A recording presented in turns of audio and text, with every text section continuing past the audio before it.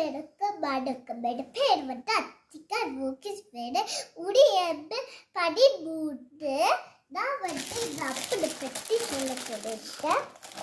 இது வந்து அப்பளம். இது வந்து ஆடு உள்ளுக்கு அப்பளம் இருக்குது. இது வந்து நல்லா இருக்கும், சூப்பராக இருக்கும். இது வந்து சீனி, உள்ளுக்கு வந்து சீனி. இது வந்து நல்லா இருக்கும், சூப்பராக இருக்கு. எனக்கு இது பிடிச்சி இருக்குது. இது அந்த அக்காவுக்கு பிடிச்சி இருக்குது.